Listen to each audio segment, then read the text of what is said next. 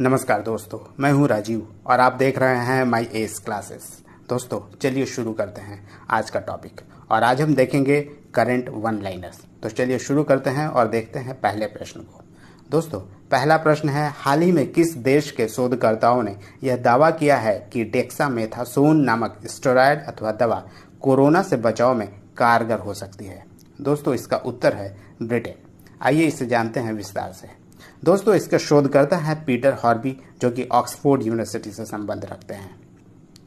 पिछले कुछ दिनों से कोविड-19 के पेशेंट्स पर डेक्सामेथासोन नामक दवा का इस्तेमाल किया गया है। आइए जानते हैं इससे क्या रिजल्ट मिला है। दोस्तों डेक्सामेथासोन नामक स्टेरॉयड के इस्तेमाल से गंभीर रूप से बीमार कोविड पेशेंटों की मृत्यु दर 1/3 घट गई। इस दवा के इस्तेमाल के बाद श्वसन संबंधी मशीनों के साथ उपचार करा रहे मरीजों की मृत्यु दर भी 35% तक घट गई। साथ ही जिन लोगों को ऑक्सीजन की सहायता दी जा रही थी उनमें भी मृत्यु दर 20% तक कम हो गई। दोस्तों ये भी बता दूं कि डेक्सामेथासोन नामक दवा 1960 के दशक से गठिया और अस्थमा के इलाज में इस्तेमाल होने वाला सस्ती दवा है। चलिए दोस्तों आगे बढ़ते हैं, देखते हैं एक और प्रश्न।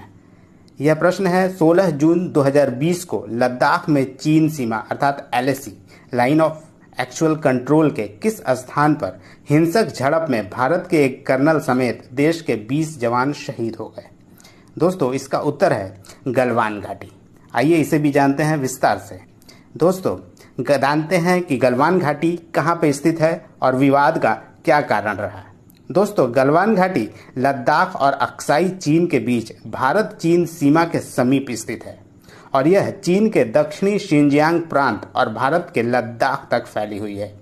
अब ये भी जान लेते हैं कि दोनों देशों के बीच हिंसक झड़प का कारण क्या है और क्यों घटी है ये घटना।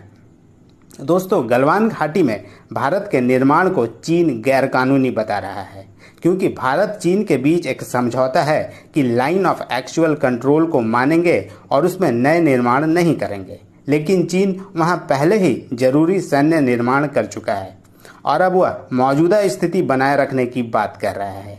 पर अब अपनी स्थिति मजबूत करने के लिए भारत भी वहां पर सामरिक निर्माण करना चाहता है और यही दोनों देशों के बीच हिंसक झड़प का कारण बना। चलिए दोस्तों देखते हैं एक और प्रश्न। यह प्रश्न है, क्रिकेटर मैट पुरे जिनका निधन जून 2020 में हो गया वह किस देश से संबंधित है? दोस्तों इसका उत्तर है न्यूजीलैंड। आइए देखते हैं विस्तार से। न्यूजीलैंड के पूर्व क्रिकेटर 90 वर्षीय मैट पुरे का जून 2020 को निधन हो गया। मैट पुरे न्यूजीलैंड के एक ऑलराउंडर थे। वे राइट हैंडेड बैट्समैन तथा ऑफ स्पिनर थे। चलिए देखते हैं एक और प्रश्न को। अगला प्रश्न है, नेपाल का वह विश्व प्रसिद्ध मंदिर परिसर जहां भारत ने 2.33 करोड़ रुपए की लागत से स्वच्छता केंद्र के निर्माण की प्रतिबद्धता जताई है? दोस्तों इसका उत्तर है पशुपतिनाथ मंदिर।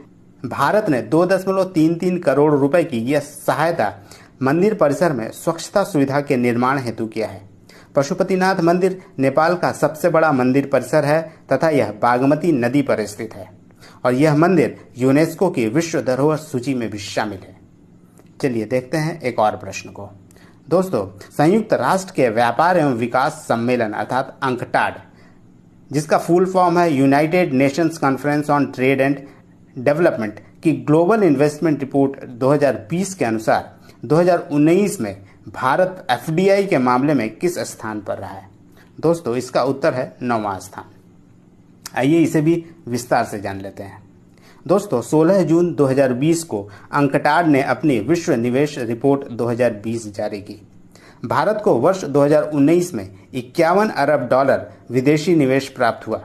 इसके साथ ही भारत दुनिया में सबसे अधिक FDI पाने वाले देशों की सूची में 9वें नंबर पर है। जबकि एशिया की बात करें तो एशिया क्षेत्र में FDI पाने वाले शीर्ष 5 देशों में भारत शामिल है। दोस्तों चलिए आगे बढ़ते हैं और देखते हैं एक और प्रश्न है। नेपाल ने कुल कितने वर्ग किलोमीटर भारतीय इलाकों को अपना बताया है? दोस्तों इसका उत्तर है 395 वर्ग किलोमीटर। आइए इसे भी विस्तार से जानते हैं। नेपाल ने भारतीय राज्य उत्तराखंड के लिपुलेख, कालापानी व लिम्पियाधुरा इलाकों पर अपना दावा किया है। इसके लिए नेपाल ने अपने संसद के दोनों सदनों से इससे संबंधित संशोधन विधेयक बिल भी पास करवा लिया। नेपाल के राष्ट्रपति विद्या देवी सिंह भंडारी ने इस पर हस्ताक्षर कर इसे संवैधानिक हिस्सा घोषित कर दिया है।